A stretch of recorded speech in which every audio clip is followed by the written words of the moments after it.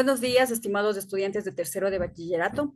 Bienvenidos a una clase más del lenguaje.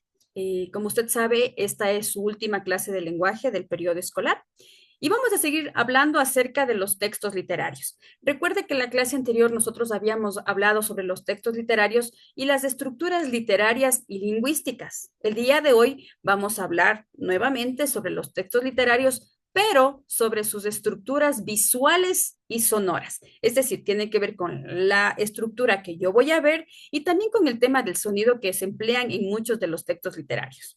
Entonces, empezamos nosotros diciendo que dentro de los textos literarios, a más del lenguaje escrito convencional que se usa, también se pueden emplear estas estructuras visuales y sonoras para profundizar en la experiencia del lector.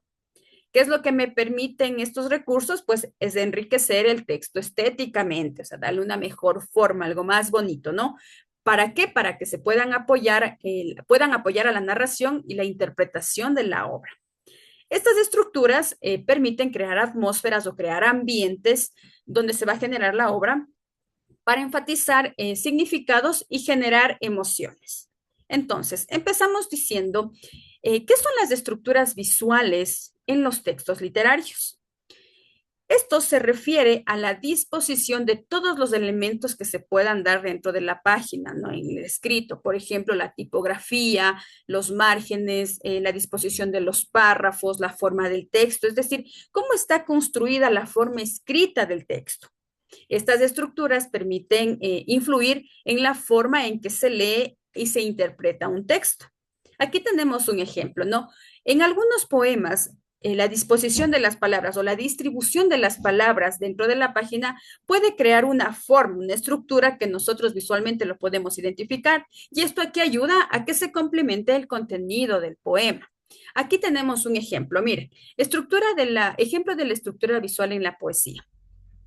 Dentro de la poesía visual, muchos de los poetas usan esta disposición especial de las palabras, es decir, le voy dando forma. Si usted se da cuenta aquí en el gráfico, puede darse cuenta que aquí usted puede fijarse bien y lo que puede identificar es un rostro, pero un rostro que ha sido reconstruido con palabras y que me está dando un contenido más claro, ¿no? ¿Por qué? ¿Cómo están distribuidas las palabras aquí? Como usted le puede dar cuenta, ojos, nariz, boca, a mí me ayuda a reforzar el significado a través de la forma del poema.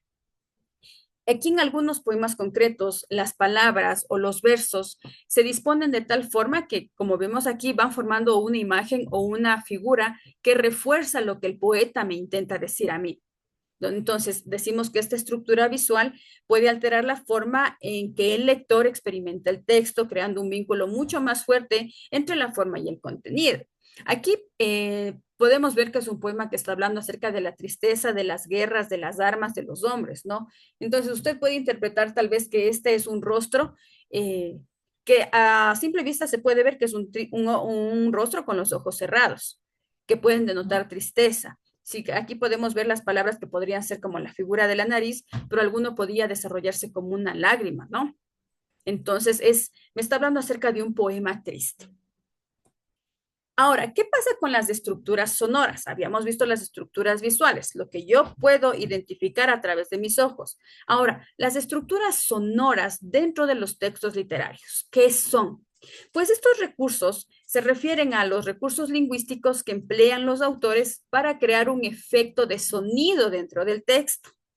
Estos recursos incluyen a varios puntos o aspectos como la rima, la aliteración, onomatopeyas, el ritmo. Esto cuando los textos son hablados, ¿no? Y requieren también de este tema musical para que le den un enfoque mucho más fuerte y acorde, le generen un ambiente o una atmósfera dependiendo de lo que queremos nosotros dar a conocer. Entonces, decimos que el uso de estos recursos ayudan a crear un sonido interno en el texto que puede producir efectos emocionales y también estéticos. ¿Qué es la aliteración y la onomatopeya? Que son los puntos que habíamos visto aquí dentro de la estructura sonora. Pues aquí nosotros identificamos a la aliteración como la repetición de sonidos constantes al principio de las palabras. Un ejemplo es, el viento vuela veloz. ¿Cuál es la repetición que se va a generar aquí? El sonido de la consonante de la B, ¿no? viento vuela veloz. El momento en que usted lo está leyendo, se va generando un sonido repetitivo. Aliteración. ¿Qué es la onomatopeya? Pues estas son las palabras que imitan sonidos naturales. Por ejemplo, cuando dice, está hablando acerca del reloj y empieza en el tic-tac, tic-tac.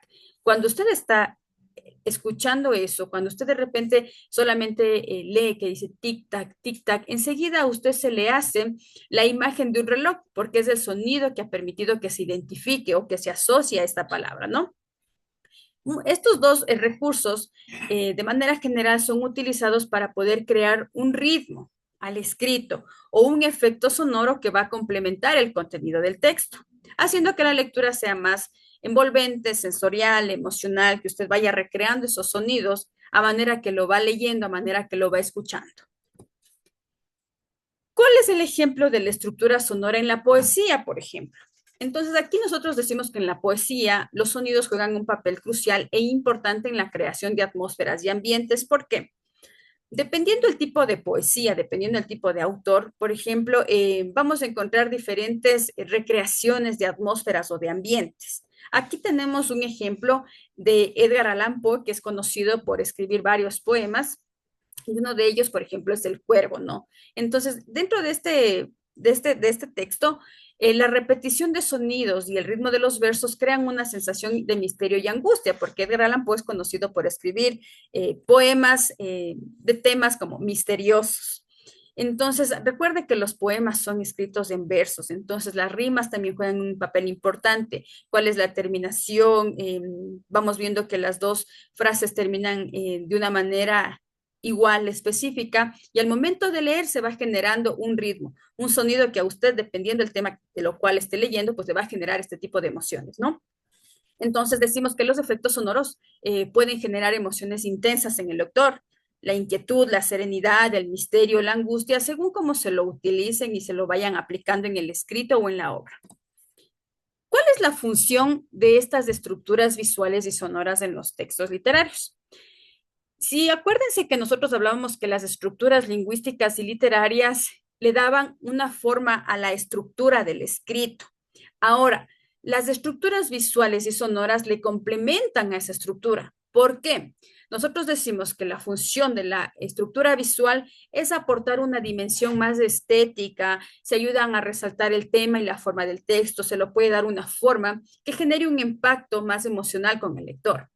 Y las estructuras sonoras pues contribuyen a la creación de atmósferas o de ambientes, a contribuir a generar el ritmo, la musicalidad del lenguaje, de manera que todo esto se vaya complementando y permita que el texto literario estéticamente sea elegante, sea bonito, sea atractivo para nosotros como lectores, para que nos enganche.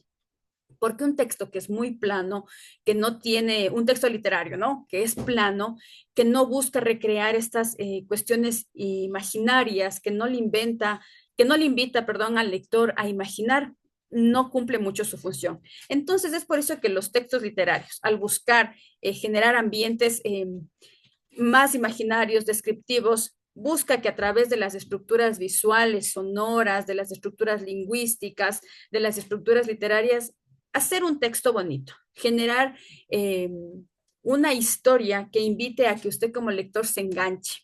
Ese es el propósito general de los textos literarios. Entonces decimos, por ejemplo, que estas dos estructuras tienen que trabajar en conjunto para poder intensificar el significado del texto, ¿no? Para poder generar una emoción y una atmósfera llamativa de la obra literaria. Con esto nosotros estamos dando finalización a las clases de lenguaje del periodo escolar. Recuerde que usted la actividad la encuentra en la ficha y la tiene que realizar hasta el viernes 10 de enero. Gracias por su atención y que tengan todos un muy buen día.